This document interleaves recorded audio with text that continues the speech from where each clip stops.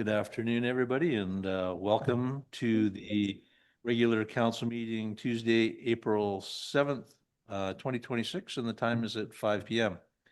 First of all, we would like to call to order. We respectfully acknowledge that the land on which we gather is the unceded ancestral territory of the Silks Okanagan peoples and the Splatsin of the Secwepemc Nation. Next, we'll be looking forward an adoption of the agenda, that the April 6, 2026 regular council meeting agenda be adopted as circulated.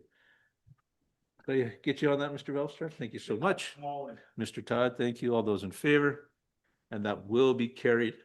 We are expecting another councilor to join us in just a couple of moments, but we do have quorum as it stands. Oh, and we have Councilor Nietzsche up there too. I keep forgetting about him. Next, we'll be looking for the adoption of the March 16th, 2026 regular council meetings, that they be adopted as circulated. Do we have a mover for that? Thank you, Councilor Velstar, second Councilor Fowler, and all those in favor. And this will be carried. Thank you, everybody. And we will move on to our business. Under delegations, 4.1. We have Steve Meggett, Vice President of the North Okanagan Butcher Hub. Is that correct? No. Actually, the Small Scale Meat Producers Association. We'll go with that. Yeah. Thank you, sir. And the floor is yours. Yeah. So you've all seen the letter that our executive director sent, I hope. It's just asking for a grant of $3,000 to cover our overages on the Butcher Hub. I understand you've already passed your budget for the year, so it's unlikely, but if something does come up, we'd really appreciate that. And overall, I just wanted to see if you guys have questions about what the Butcher Hub does. Thanks for that. I went to your website. I did have a look through it, and it looks like there's lots going on. If you could just provide a background, essentially, maybe to council, and okay, sort of in your own words, what's going on there.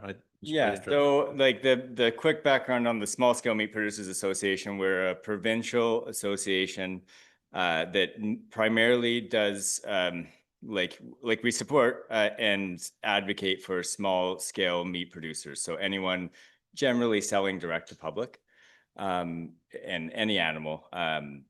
So we've been around for about 8 years now, maybe 9. And around COVID, we got a grant to build an abattoir. It was originally going to be in Merritt, and that never happened. We ended up working with Smell Machine to build this, what is just a butcher shop here, as well as some of our mobile, the slaughter trailers that are meant to work with this unit. So probably 3-4 years in the making, we got it finished last September and operational. So we have been kind of a soft launch until we kind of did a public thing a few weeks ago. The purpose of it, now when we built it, there wasn't what's the new one, Yankee Flats meats there. We were at quite a deficit of slaughter. Right now we're not doing too bad, but the idea is to have something that's community owned and owned by not-for-profit, so that it is more resilient. It doesn't rely on one operator and just, when they decide they're not going to do custom anymore because it's a terrible business model in some ways. Like, you're way better off just selling, buying meat, cutting it and selling it. We just wanted to build something that's going to be in the community for the long term. So that's, it's kind of looking ahead to, I've seen 5, 6, 7 slaughterhouses come and go around here over my career in the meat business. And this is something that's supposed to be here permanently. And that's why working with Smell Machine was a good option for us, because, it's meant to be here regardless of the operator. We currently have one operator, that Matt Kemp, who is running his business out of it. He calls it the North Okanagan Butcher Hub. But the idea is that it could outlive that, if, and we can do things that aren't just specifically for profit. He can do training there, and that is his intent, to do butcher training. He's actually can do the Red Seal apprenticeship programs there. Yeah, and the newest iteration of the trailer, which I actually designed with a local engineer here, and we have 6 more of these slaughter trailers that we designed and are having built, and the first iteration of it comes this week. So that's going to be the one that hopefully stays here, and yeah, and it works with the butcher hub. Great, Councillor Feller. Yeah. Steve, really good to have you here. Yeah. I'm at a bit of an advantage having known you at the Agricultural Advisory Committee for a long time, and plus Fowler and Megan family is around for a long time. I won't tell you how many years. Steve, I know this is something that was a real void in our area when the previous method of meat producing left the area. So is there only one now? Where is the next closest?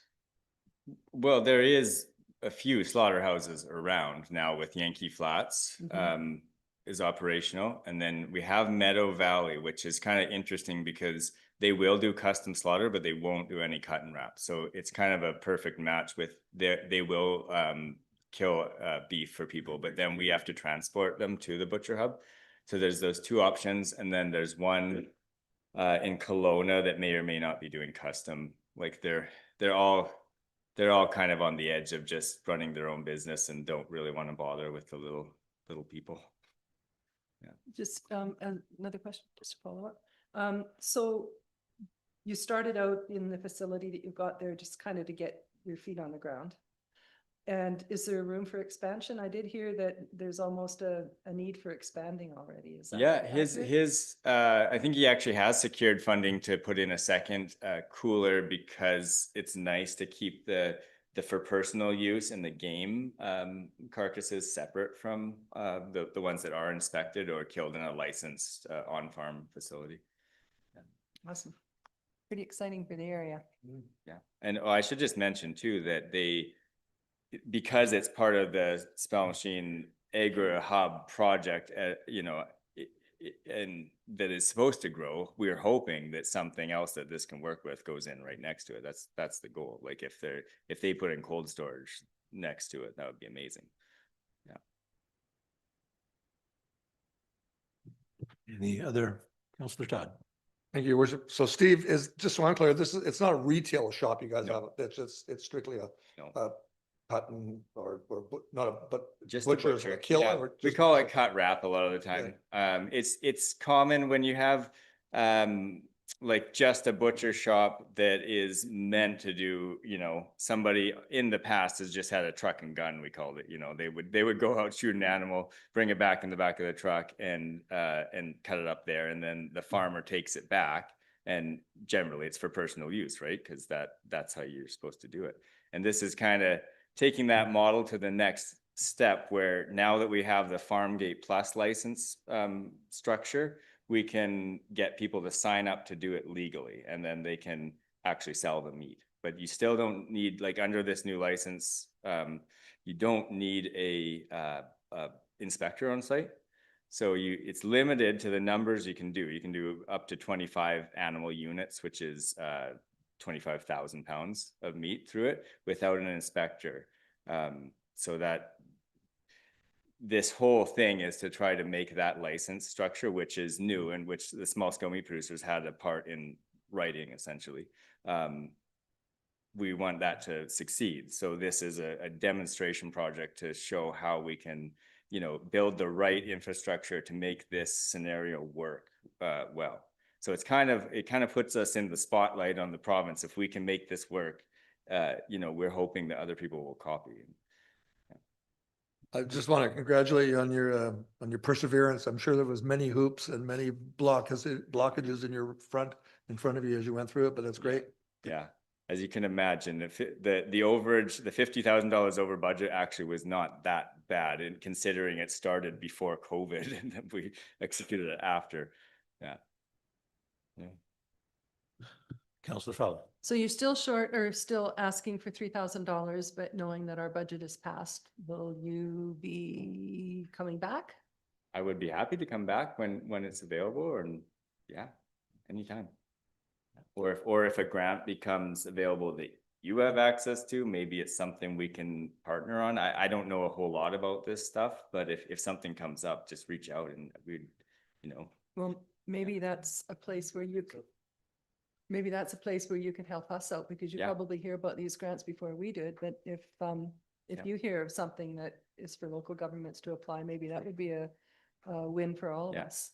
Yeah, I think one thing to mention too is that there has been really good service with this truck and gun in our area for quite a while. I think most of you know Arnie Lutmerding up here, who has a butcher shop, and that's he's a character and he's a one of a kind. And when he's done, we're at a huge deficit around here. So if we can keep this going, like it's going to be needed soon because you guys, yeah. Councillor Nietzsche. Thank you, Your Worship. Steve, thanks for your presentation. It's nice to see your guys' name in there. I spent a lot of time with your great grandmother growing up, drinking a lot of tea in her house when she lived in Willowdale. So good on you for taking on the project. I'm just a question through to staff, if I could, through the chair. In terms of our grant and aid policy intake, I thought that we had discussed a possible second round of intake that would happen like twice per year. I'm just wanting to get clarification on the policy from staff.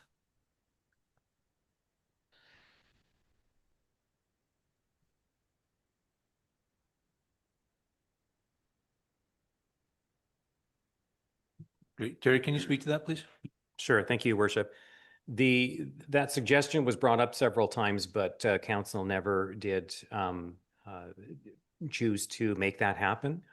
There was no follow through on getting it to change from a 1-stage to a 2-stage intake. So as of right now, it's only once per year in the fall for the following year is the intake period. So if council did want to go for a 2-pronged approach, we would need that policy changed, but there was no formal direction given to do that.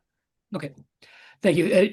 As a follow-up, Your Worship, if I could, I think it's a good, from a food security perspective, I think this is a good initiative to at least follow up and encourage the organization to make a submission, a formal submission to the grant and aid program for council's consideration.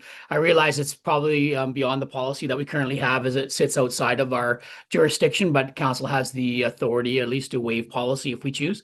And so I would appreciate if a formal application came forward for consideration for the next round of discussions. Yeah.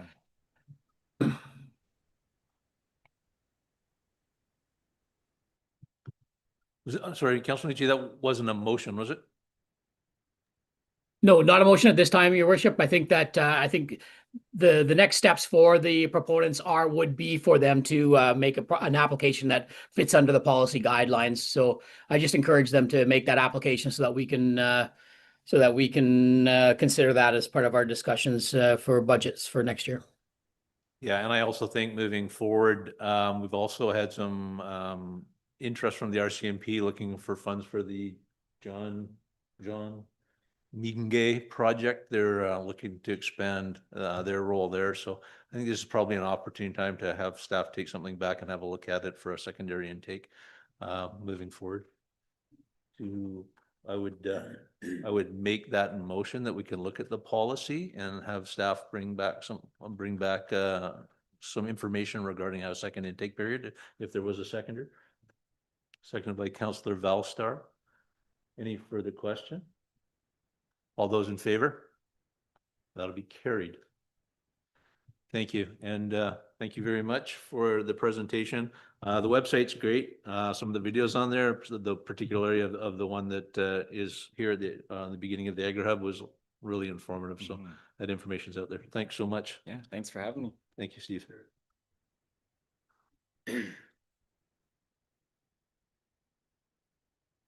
And up next, under presentation of reports, 5.1, we'll call on Mr. Martins to give us the property tax rate analysis. Thank you, Your Worship.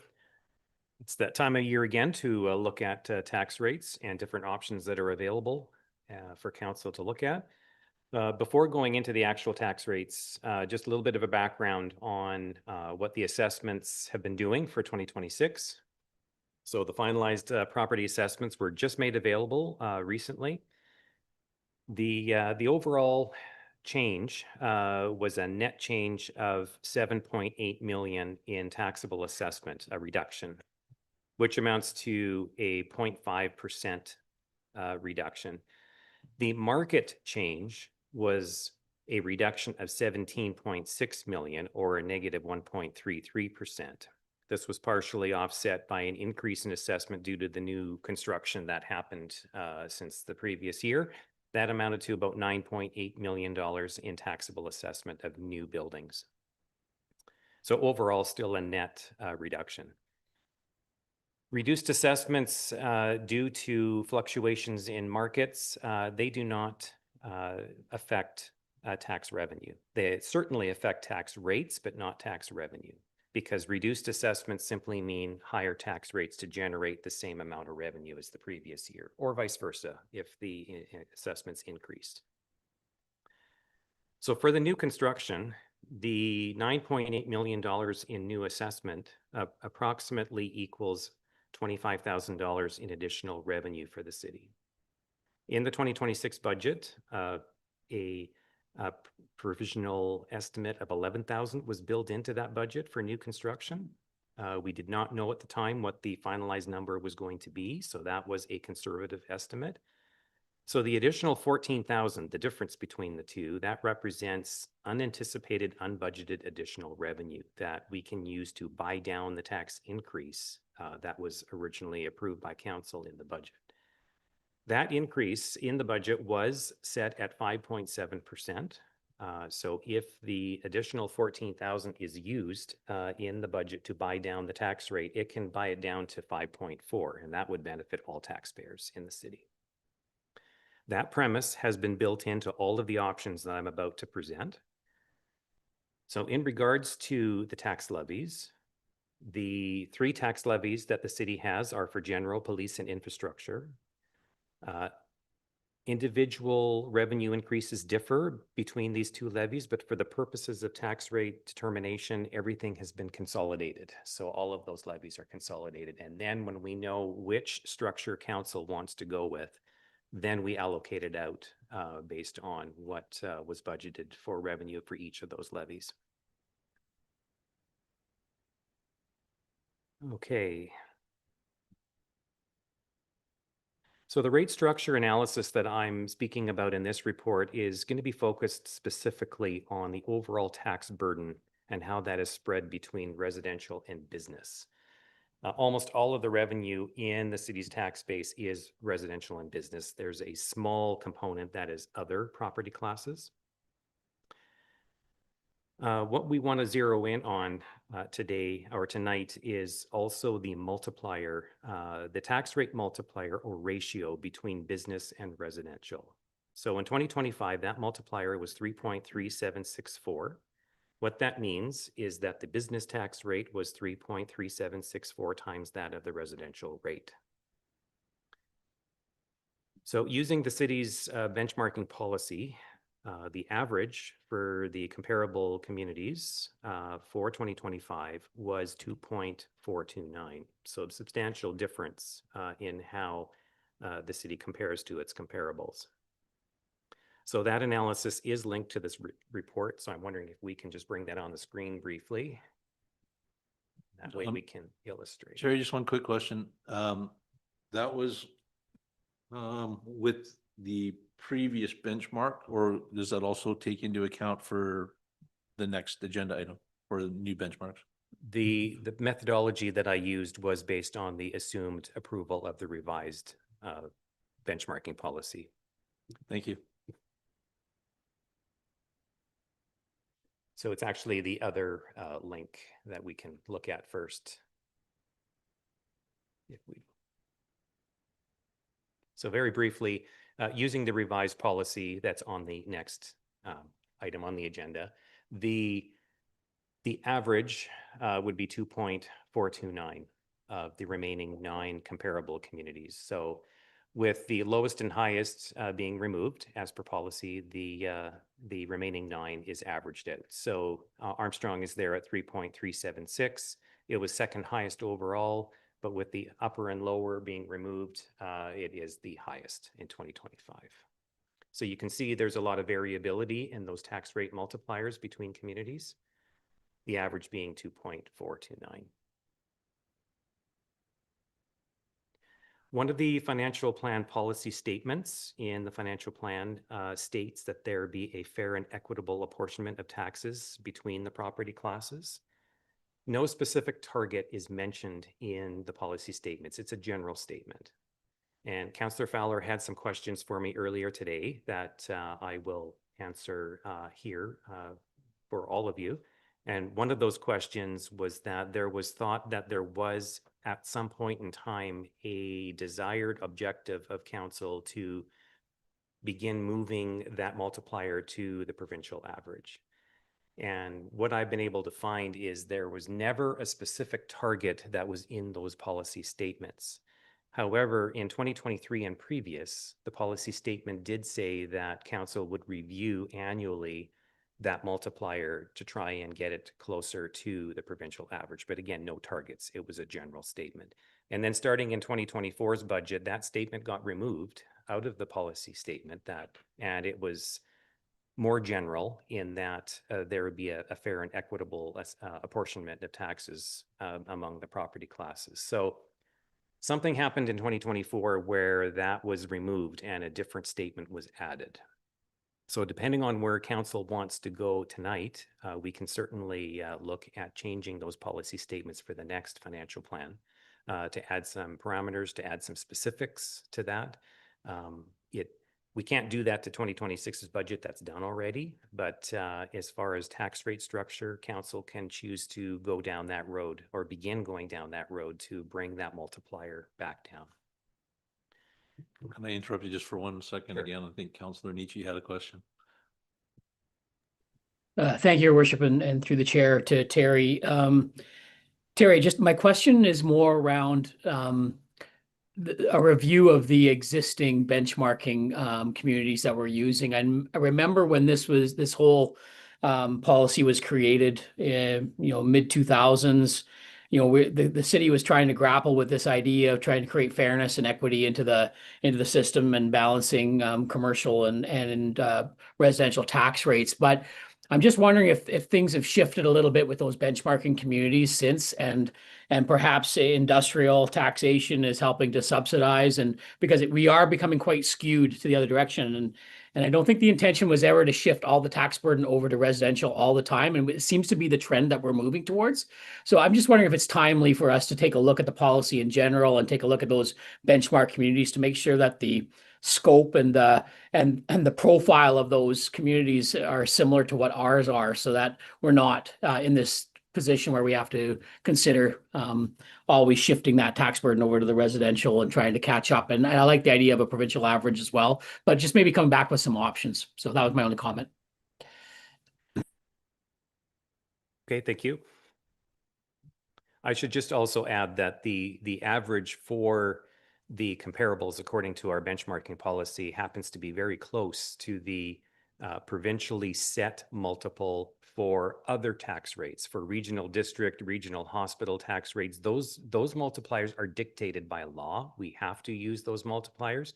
For municipal taxes, we can use whatever multipliers we want. There is no restriction or very little restriction. So as it happens, the provincially stipulated multiplier for other taxes is 2.45. So it's very, very close to what I have found for our comparables. So it seems that our comparables are also perhaps looking at this too, and or else it's coincidentally the same.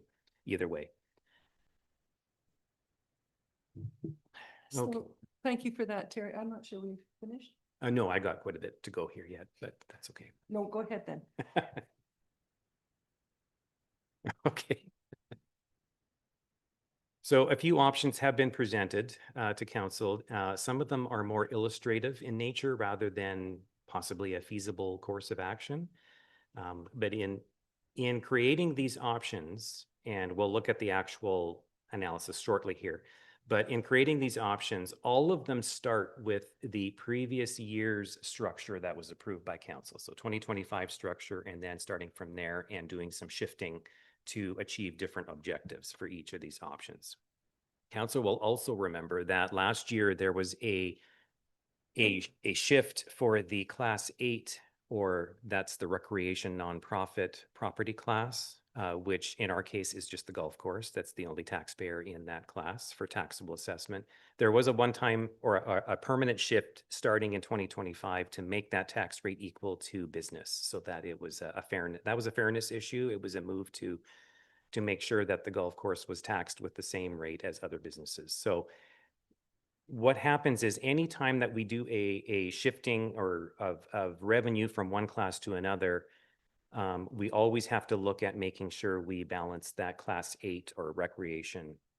So there is an adjustment, a small one in each one of these options, as you will soon see. But we've carried on with that. It wasn't just a one-time change. It was a change of council to move forward with, to make that tax rate the same between those two. So what we'll do is bring up the actual analysis, and we may have to blow it up a little bit here so it's visible on the big screen.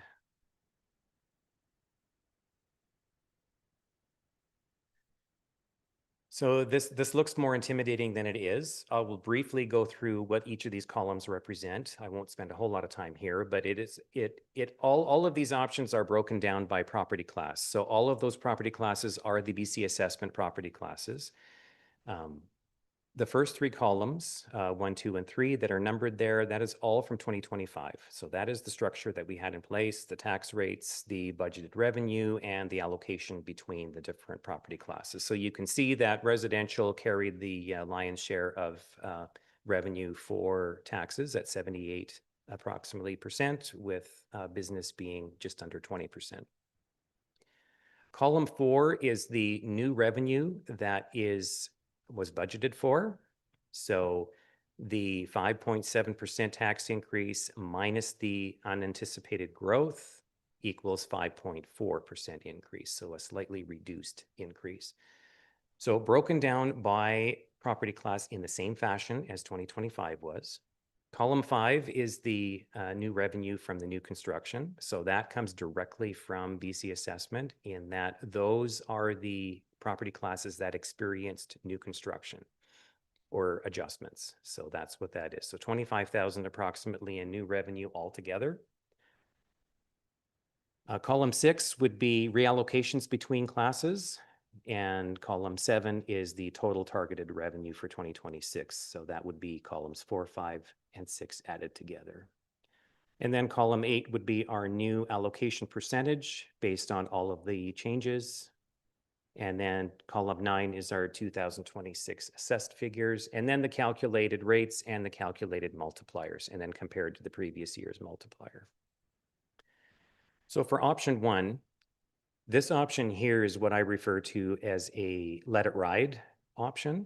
This is the one where if we did nothing, we just allowed whatever BC assessment has stipulated what the structure is for the current year, and we just let that ride. We let it flow through to tax rates, and this is what the result would be. The only adjustment there is a small $112 adjustment in column 6 to make the Class 8 tax rate equal the Class 6 tax rate. And that's what I was mentioning a few moments ago, a tiny adjustment to make that work.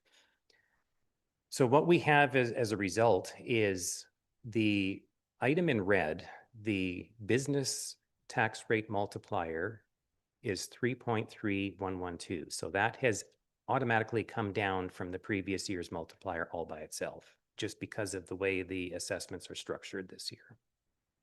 So if we do nothing and just stick with this would be the course of action that we would go with.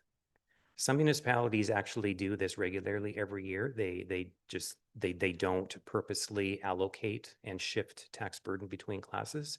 They let it ride, and it's an option. But option 2, the next one, This is what would be required in order to force the business to residential tax multiplier to be exactly the same as what it was last year. And in order to do that, it would mean that we would shift approximately $13,000 from business to residential. So residential tax, sorry, the other way around, residential to business. So residential taxes would go down, business would go up to achieve that same ratio or multiplier. So if council was happy with last year's multiplier and wanted to continue with that same figure, this would be the recommended course of action. Then it would be a small realignment of tax revenue between the two property classes. Option 3 is being presented as what would be required in order to force that multiplier to match with the average according to our comparable communities. So that average would be that 2.42 number that is that average amount. So if we did that all in 1 year, it would mean shifting approximately $189,000 between the two property classes to make that work. This particular option, doing it all in 1 year, is not feasible and is not being recommended, is only being shown as for illustrative purposes to show council what it would take to do that. And the reason why this wouldn't be feasible is it would generate a double-digit increase for residential and a substantial double-digit reduction in business. Option 4 is a much scaled down version of option 3, where 3.25 as a multiplier was just picked up arbitrarily as a reduction, a first step reduction. In order to do that, that would mean a taxation shift of approximately $12,600 between the two groups. So in this particular case, this is a small step in moving towards bringing that multiplier closer to the average. And if council wanted to move in that direction, this is the recommendation that staff is making, that we start looking at reducing that multiplier. So if we go back to the main report and go to the impacts table,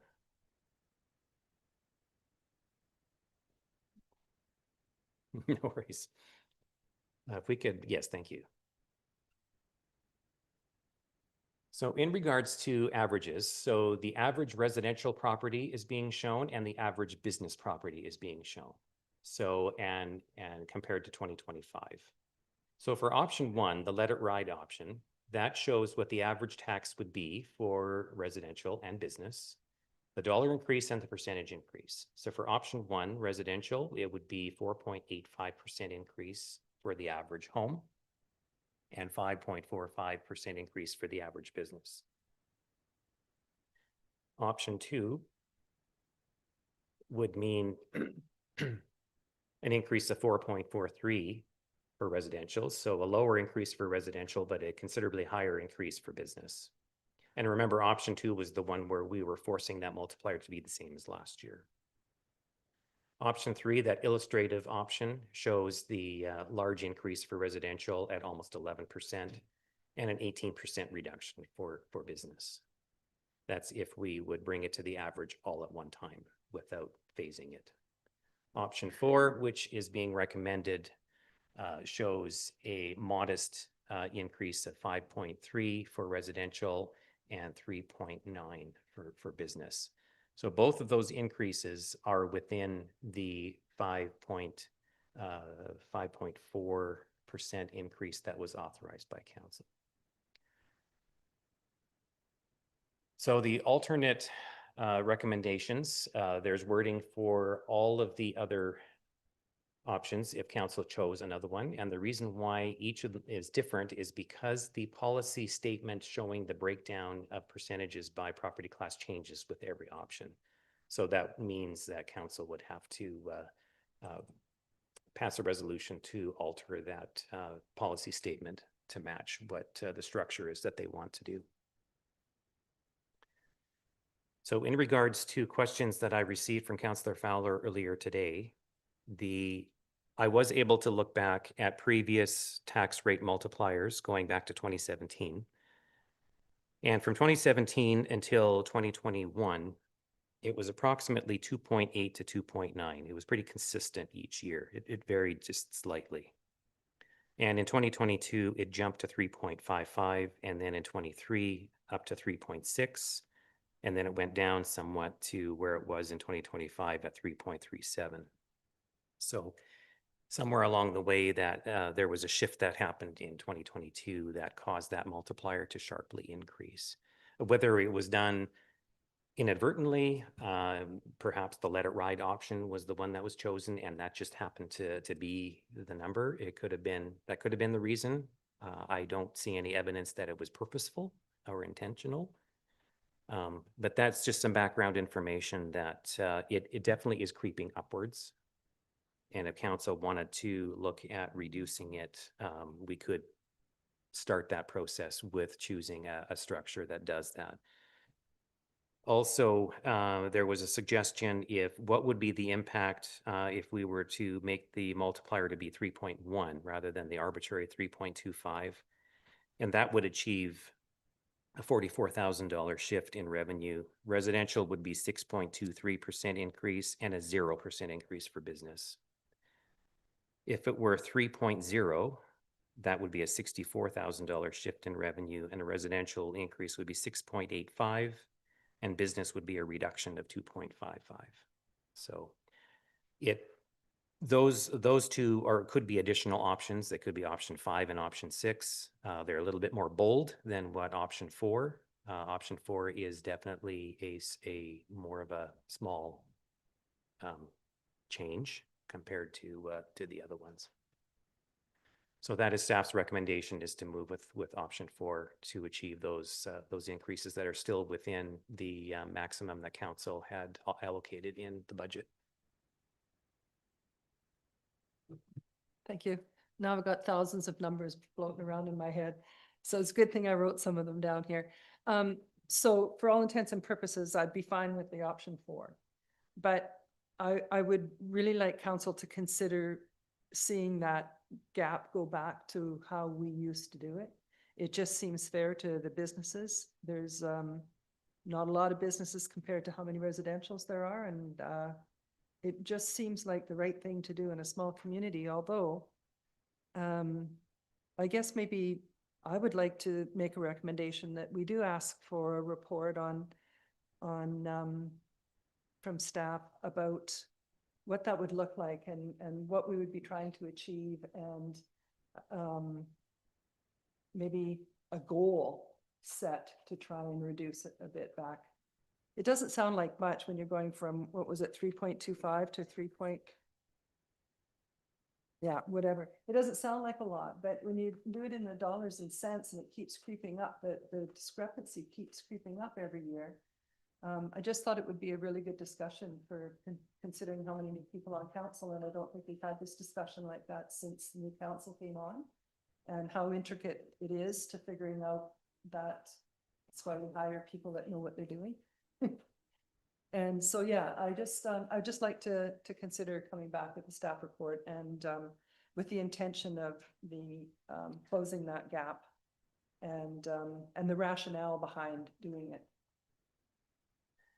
If I can suggest, the topic that we're talking about really is a financial planning discussion. It all starts with budget. And my suggestion would be to come up with options for strategies at budget time for 2027.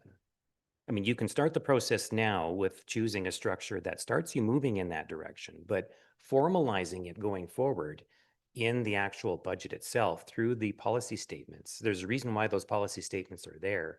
It's not just a provincial requirement. I think it's there to guide council on making overall decisions for financial planning. So if one of them is altered so that it's more specific and more geared to where you want to go, we can make it as specific as you want to make it. So my suggestion is that staff come forward with some strategy options for the next budget deliberation, so that we can get that in place ahead of time, so that it drives the budget process. And then when it's tax rate season, a few months after that, then that's done already. And then staff can go ahead and start building that according to what council has already purposed to do for 2027. So I agree totally, considering that there's an election for one thing coming up here, that having that plan or at least that goal in mind for a new council and for a new budget year, I'm 100% behind that. Just one other thing, and I think what really got me going on this a little bit was there's a bit of comparison here between Armstrong and Oliver, and although our tax bases are a little bit different, they're sort of probably have more commercial and light industrial than we do, and I know that all comes into it as well, but they are their numbers in 2021 or in 2023 were 2.38, in 2022 2.45, and in 2021 2.45.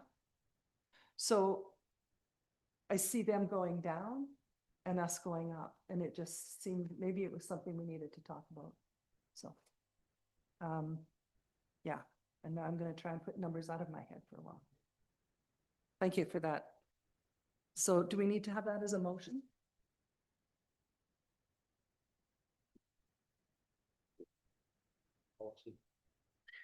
Thank you, Worship. Bringing forward the tax policies are part of the budget process, as Mr. Martin's indicated. So I think, I don't know that we need a specific resolution to it. We will incorporate that into the documents that come forward that considers that, and then Ontario will make a note of it. So we should be okay.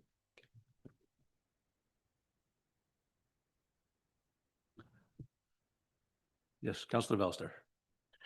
Thank you very much. That was a lot of information. Felt like you broke it down pretty simple.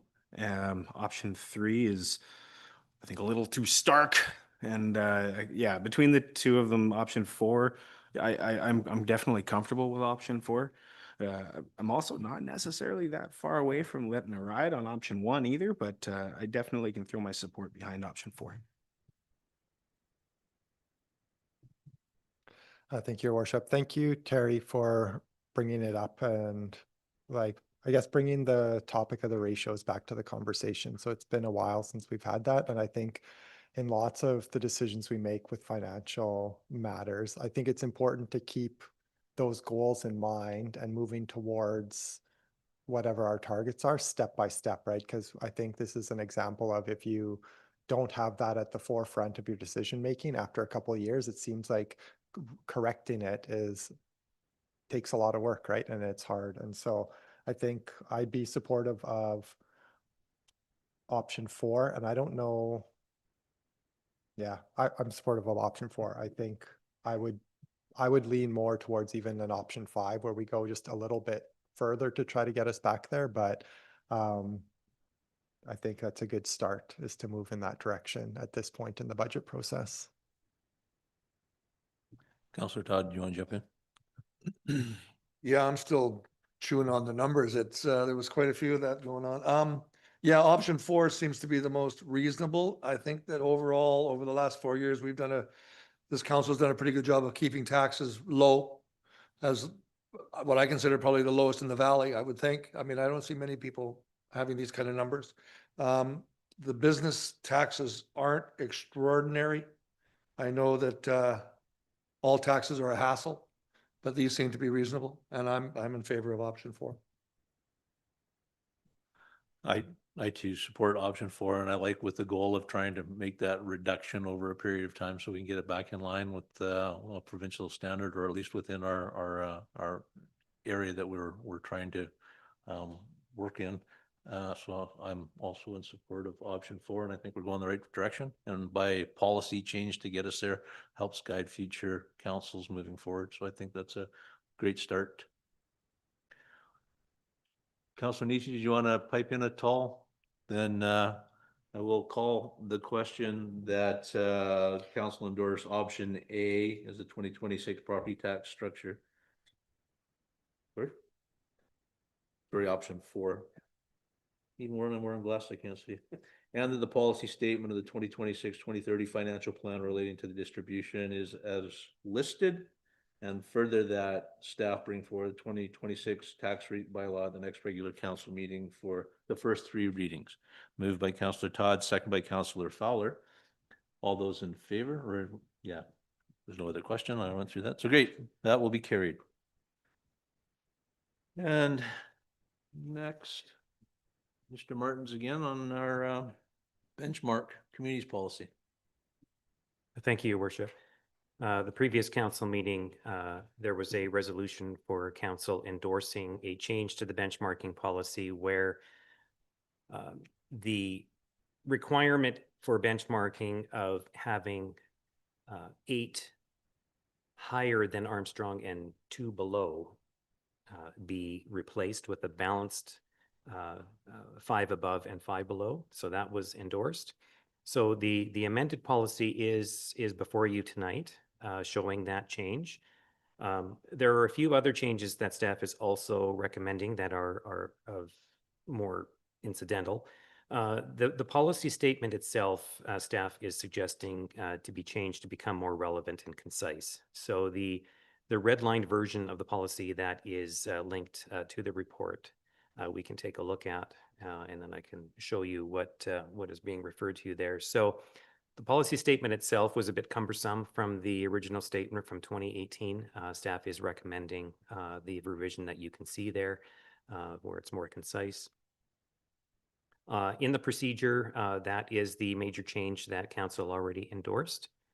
But what's also being recommended is that instead of federal census numbers being used, that we use the provincial population estimates in effect at each time. Each time we want to use this policy, we just do a quick evaluation by going to those estimates, which are being changed regularly. The province is continuously updating those numbers, whereas federal census is locked in for 5 years at a time.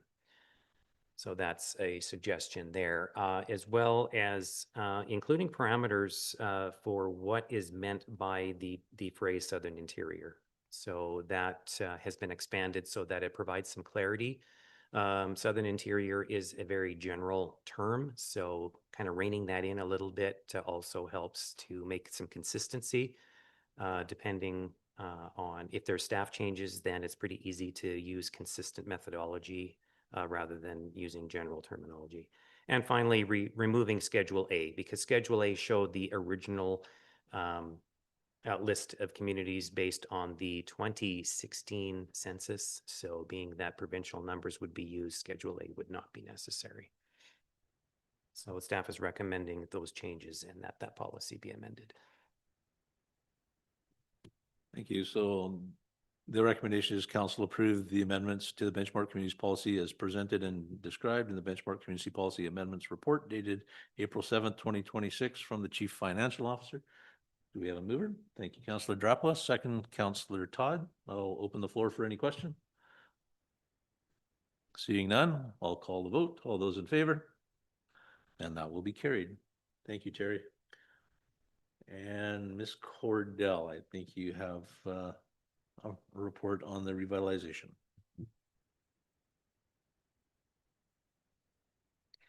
Thank you, Your Worship.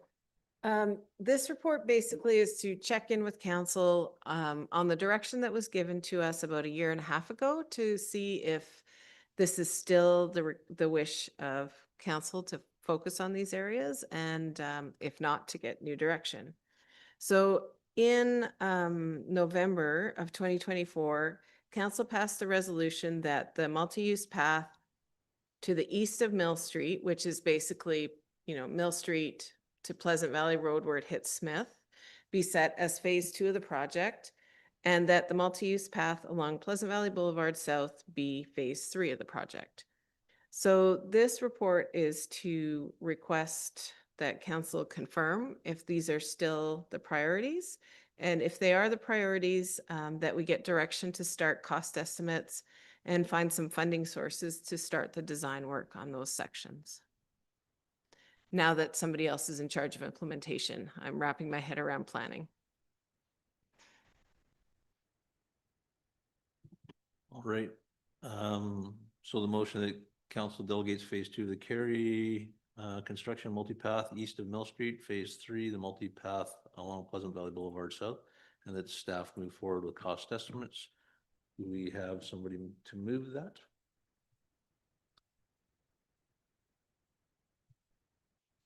Not seeing anybody. Councillor Drappa, please speak to the motion. I was going to suggest maybe throwing out an alternate recommendation and see if that's appropriate, or do you want to continue on with that proposed recommendation? Well, there was nobody to support that as it stood, so why don't we open up, have some discussion, and we'll see how it goes from there. I'll Sure. give you the floor. Thank you. I think we've had a lot of discussions with phase one since we've seen the whole plan as a, like the whole thing as a whole, like whole project package. I liked what we had with the focused session with council for a workshop on phase one. I think for me, it would be beneficial to sit down with the rest of the phases with the kind of the new information that we've gained over the past 6 months and have that discussion again, like as a whole package. And then I think I'd feel in a better place to recommend which phase should be next or was the priority.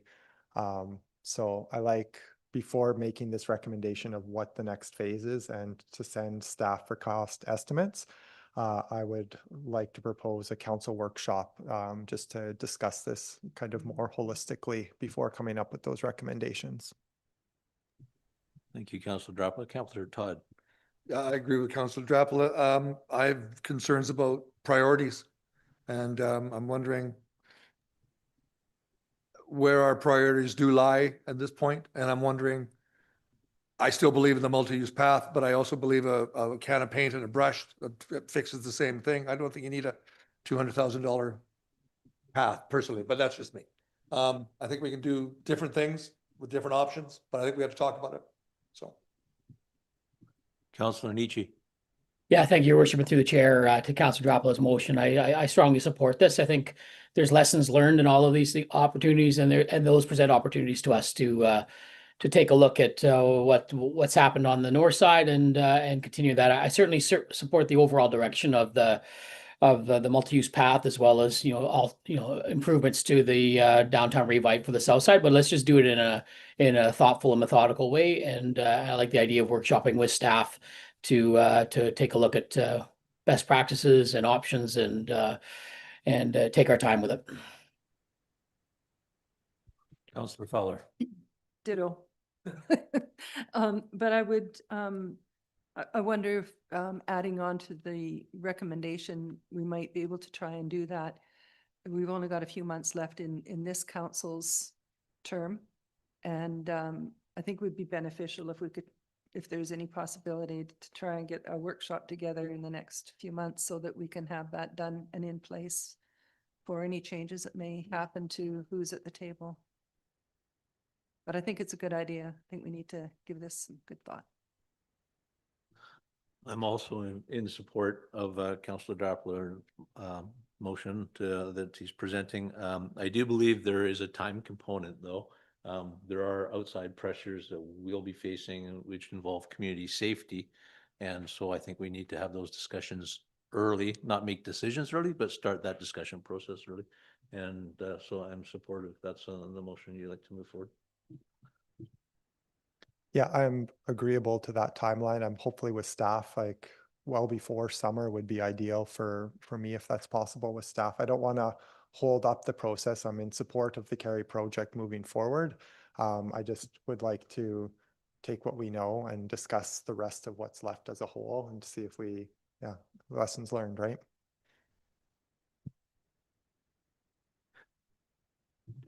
All right, so I believe we have the constructs of a motion out there. Do we have a seconder for that, please? Councillor Fowler, thank you. Any further question?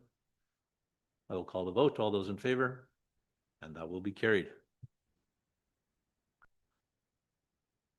And next, the request for improvements to the boulevard in front of Monashee Outdoors.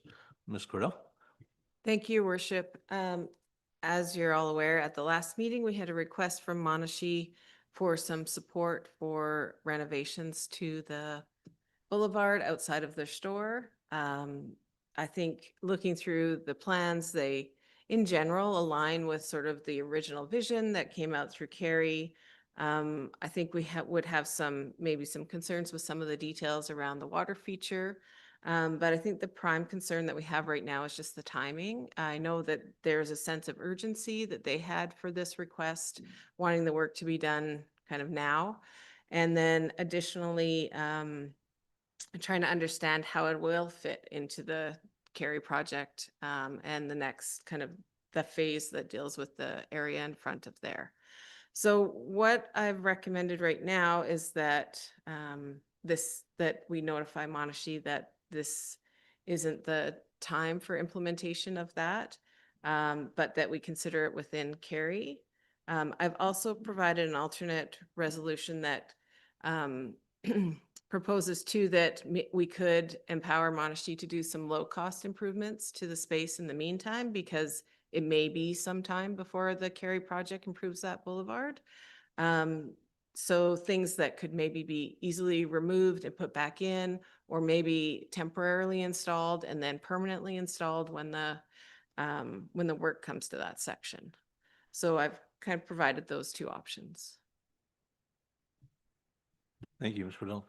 Let's start this piece with some discussion because there are a couple of options. Did anyone take the lead? I have some comments. I'll follow it. Sure, I'll speak to that. I think it's really important that we do something on that corner. It's been a problem for many, many years, and it's always, the buck always pass the buck. Yeah. And it is an eyesore, and I think it's time that we do something there, that something gets done. If there's an opportunity to do an improvement on the corner, I would, and maybe not the full plan that Monashee had proposed. I agree that having a water feature in downtown isn't a good idea, but down at the other end of that street, Communities in Bloom put in a dry garden, a dry creek bed. Maybe there's something we could do there and just not the water. I don't know.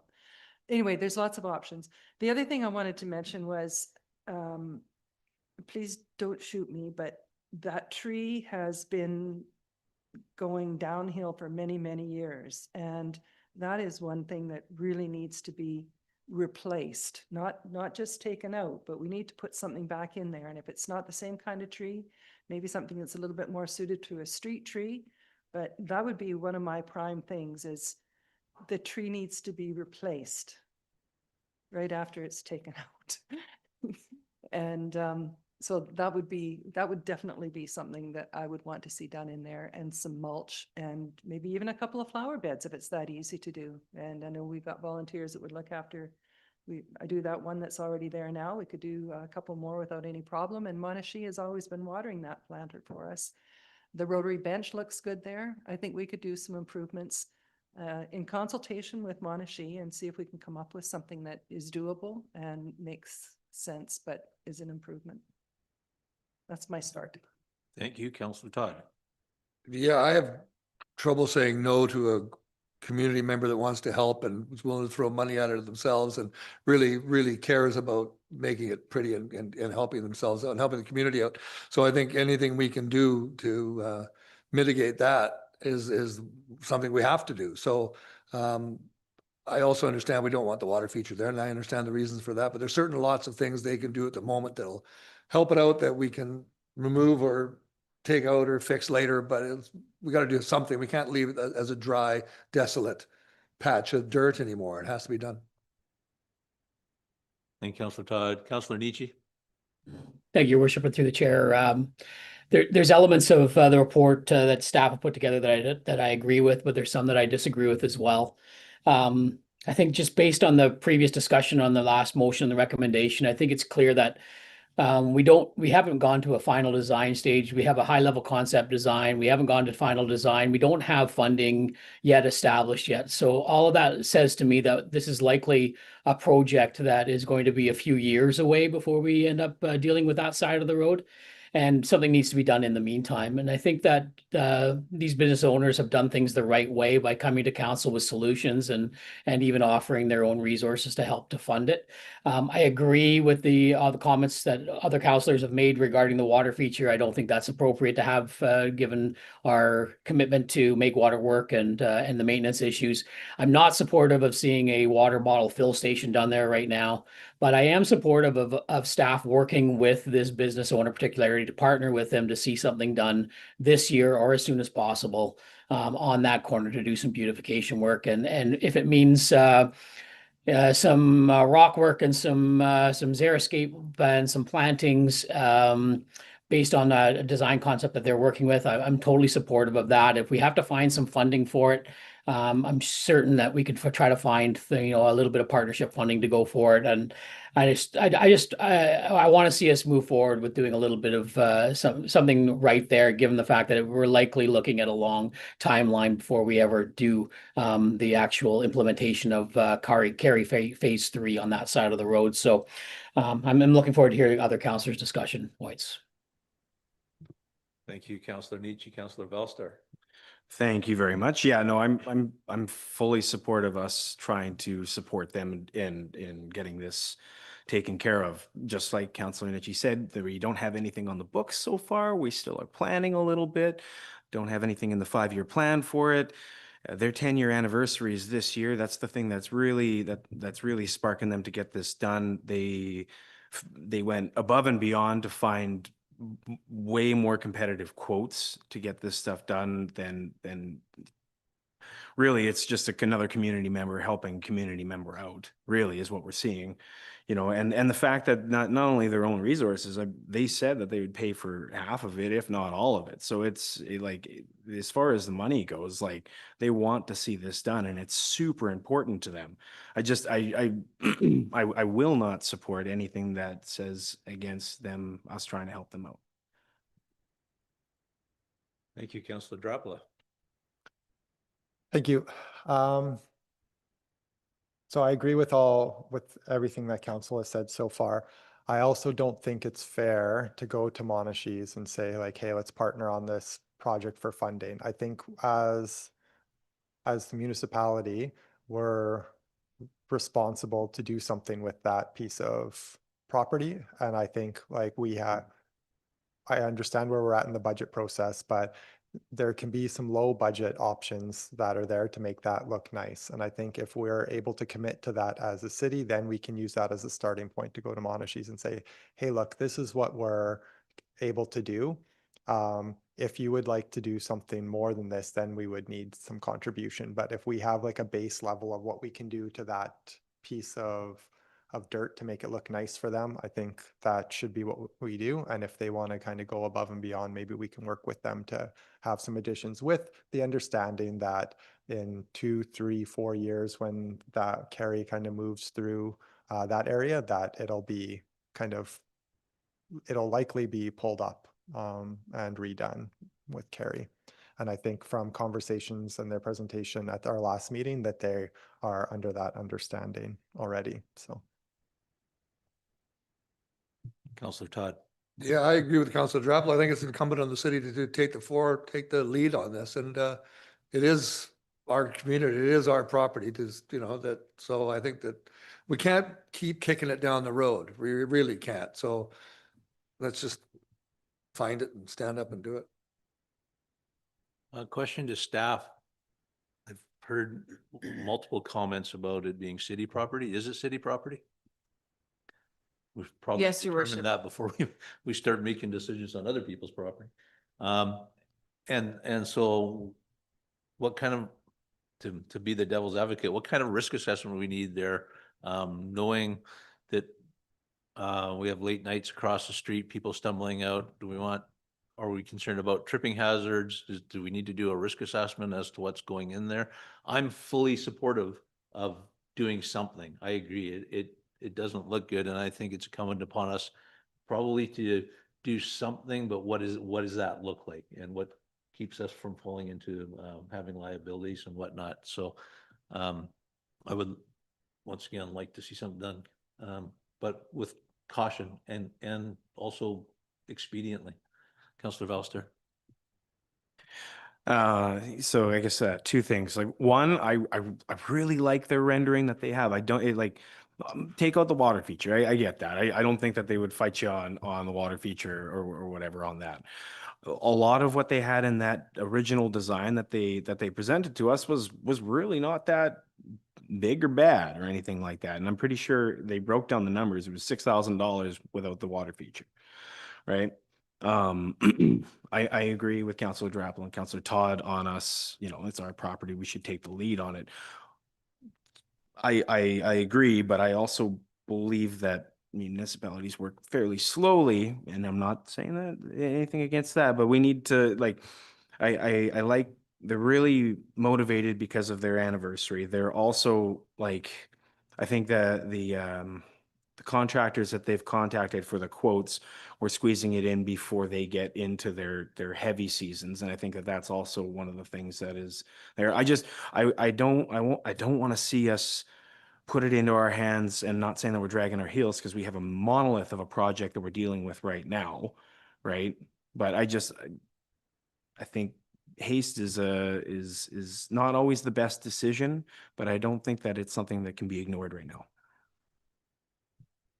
Once again, still supportive, but when it can also be considered precedent setting what if everybody decides that they want to contribute to have their front of their house beautified or whatever the case may be. So I really think it has to be only a city function moving forward.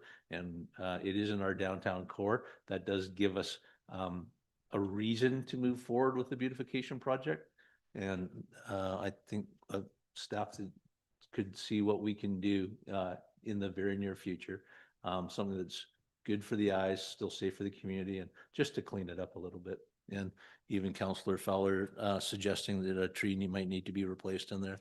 That's another cost piece that's in there, but I think it's incumbent upon the city to do it and not solicit donations. In other words, that could create problems in the future. Councillor Drappler. So I agree. Are we able to commit to it for this growing season? I think that's really what council is saying here, is that we want to see it done this season and not kind of plan it for 3 months and then do the work at some point when we have time. And so I know that that's a struggle with the small staff, right? Our staff is stretched and committed, and I know that there's work plans, but I think as council we're saying, I think we need to find a way to get this done. Just having a quick conversation. We haven't yet moved forward and nothing is official at this point in time, but we have applied to look at summer students to come in this year and help out with the municipality. And perhaps we could work with staff to see if we can't find some time within that budget to do some work there. Would be one of my suggestions. Councillor Ballister. Sorry, just one more. I'm much more passionate about this than I probably should be, but I want to address the precedent setting, or the precedent setting. We're a small community. It's a farm community. We've all pitched in to help out each other whenever we can. I'm not saying that that doing this is setting precedent. I understand that there's municipal levels and bureaucratic levels and all that kind of stuff, but at a certain point, we also have to remember we're a small farming community, and this is kind of normal, right? So it's my 2 cents. Councillor Todd. I wonder if we look at it as a public-private partnership thing, that we're working together with the businesses in the community. So it's not necessarily precedent setting, but it certainly, it lends itself to the history of the community. We do work together. And speaking to Councillor Balstar's point, we do work together. We help each other out. It isn't necessarily tit for tat or quid pro quo. It's just that we're trying to make something work quickly so that it gets done instead of kicking it down the road again and not getting anything accomplished. So neither of these recommendations are appropriate. So we have to figure out what the appropriate recommendation would be, as long as they're happy and we're happy and stuff gets done in the near future. I think that's the key to this, is something has to get done in the near future. I don't want to be talking about this in August when everything's dry as a bone and people are shouting at us because the town looks. So I don't know what the appropriate recommendation is, but I know what the answer is. The answer is let's get her done. So. Ms. Cordell. Thank you, Worship. Just to address the precedent question, I mean, we do have businesses work on the boulevard in the past for example, if there was a new development permit, they would be responsible for updating that boulevard. And then it would eventually transition to city for maintenance. So I think the precedent question is maybe not such a concern because we do see that in other places. Even in the rest of the street, those boulevard spaces weren't really done and maintained by the city anyways. They were done and maintained by Communities in Bloom, right?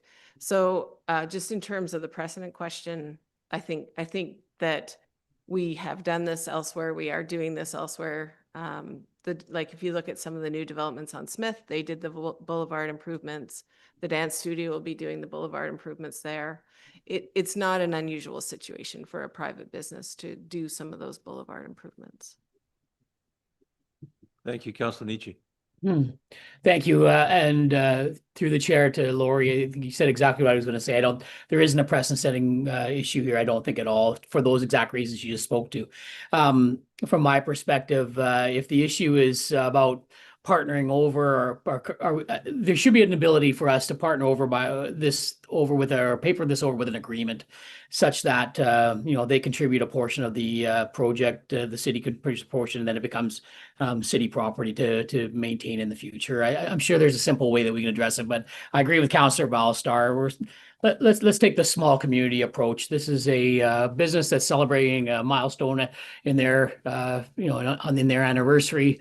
Let's work with them to do, and they want to do a beautification project. Let's take that perspective. Maybe they're looking to make a community donation that happens to benefit their business a little bit, but it also benefits the downtown community in general as well. So I think there's got to be a way that we creatively come up with a way to partner with them.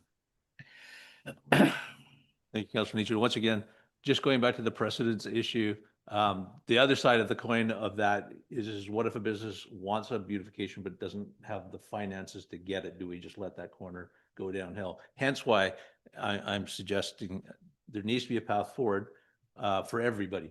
And I'm fully supportive of what we're talking about doing. I'm fully supportive of a project going in. I'm just concerned about the effects later on down the road where the more profitable businesses can join with the city and create something, and the businesses that are struggling a little bit won't have that. That was my only point. Councillor Drapple, do you want to comment? No. Councillor Todd. I think at that point, it's up to the city to do its job and make sure that everything looks good up and down. If a small business doesn't have the money to fix it, well, then it's the city's responsibility to make sure it looks good anyway. So I don't think personally, I don't think that's applicable. Fair enough. So we will need a motion. Some got a recommendation? Somebody? Yes, please. I think based on, excuse my voice, based on council's discussion, I've drafted something. So let's see if this fits your appetite and we'll go from there. It's a little bit long, so you have to bear with me. That Monashee Outdoors be notified that council supports minor improvements to the city-owned boulevard space adjacent to its business location, with the understanding that the city will, at its sole discretion, perform and fund a baseline level of improvements in spring 26 as approved by the CAO and within the financial plan, and that any enhancements above and beyond that baseline shall be the responsibility of Monashee Outdoors, subject to all required insurance provisions, and with the understanding that more substantial updates will occur with the implementation of the future carry phases. I think that about nailed it. Do we have a mover for that? Councillor Todd, thank you. Second, Councillor Valstar. I don't think we need any further discussion on it, so I will call the vote. All those in favor? Yep, Councillor Valstar. You specifically said spring. Is that is that a calendar spring, or what are we talking spring? We're in local government. You take your pick, sir. I'm kidding. That is council's discretion, but I do invite you to, through CAO Seibel and staff, to make sure that resolution fits what staff is able to do. Councillor Valstar, thank you for your question. So I'm just going to throw it to the CEO. Yeah, thank you. The intention of the resolution based on the conversation, when we talk about spring, that's now. The spring goes till end of May. So, part of what will happen, just to expand a little bit, is we will, I'll sit down with staff to see what we can do. The possibility of having students involved, I would suggest, probably wouldn't be acceptable to Monashees because they're going to want this done professionally and quick.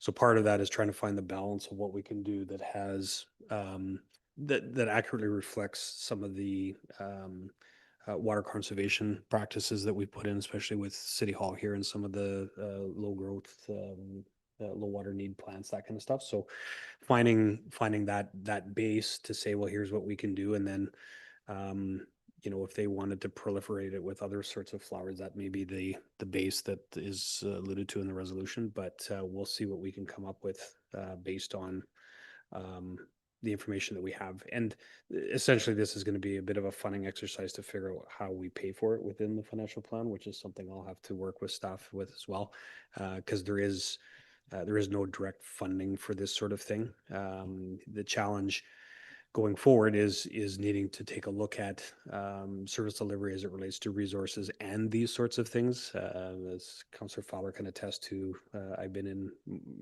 more than enough meetings as it relates to planters and maintenance and who's doing what in the community. And so it is an issue that needs to be resolved, especially going forward for the beautification of that area that's going to happen and the planters that do exist now. So I take spring as now, and we'll work to find something, and we'll deal directly with Monashees on that. Go ahead, Councillor Fowler. I have a quick suggestion. If something gets done there and it takes a little bit of maintenance, maybe Armstrong Mayor and Council can adopt that bed as part of the Communities in Bloom program. And All right, so we did have the motion and seconder. I don't know, there's, oh, Councillor Nietzsche's got a hand up. Thank you, sir. Yeah, thank you, Your Worship, through the chair. I'm just wondering if the motion adequately addresses finances at this time. I'm just wondering if we should just direct staff to see if there is surplus or money that can be drawn from surplus, or at least have staff investigate options for partnership funding. Thank you, Worship. So the resolution is worded as I recall it, and currently under policy, I have the ability to shift within reasonable parameters within the financial plan for expenditures of dollars. So that goes back to just my earlier comment that what I'll do is work with staff to determine what that base is that we can do, you know, quickly as we can. So just as an example, if that meant you know, cleaning up, you know, the existing area, laying some rock or mulch down or something that you know, that is much more aesthetically pleasing for a boulevard entrance. And then, you know, if they wanted to go beyond that, then we would be able to have that line for them. So I think I'm comfortable with the resolution and having heard from council as to what the expectation is that we will find something within the existing budget. And we'll just report it back once we know what that is and if there are any significant negative implications from that. Thank you, Mr. Seibel. I think we're finally at the ability to call the question. All those in favor? And that will be carried. Councillor Fowler. yeah, just one comment. I think, you know, I think we really need a bit of a win here, and I'm really happy that of the direction. We need to do something for our downtown, and right now it's only going to be on the opposite side than construction. So this is a good thing. Thank you, Councillor Fowler. Next, we're moving to 6.1, the Freedom and Information and Protection of Privacy Bylaw 1949-2026. That the Freedom of Information and Protection of Privacy Bylaw 1949-26 be adopted as it's had its first 3 readings. We have a mover. Councillor Drapla, thank you. Second, Councillor Todd. Was there any further questions? Hearing none, I'll call the vote. All those in favor? And this will be carried. And next, 7.1 matters referred committee, commission, and in camera. Did anybody have a report to give? Yes? Please, Councillor Fowler. Yes. Okay, let me just get out of here. I need to pull something up.